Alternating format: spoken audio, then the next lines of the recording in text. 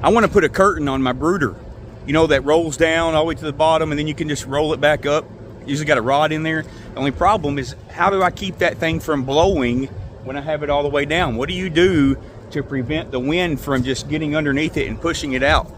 I don't really know what to do, and I need some help. If anybody's familiar with that, I'd appreciate some advice on how to do that. I want to put one on this end and I want to put one over there.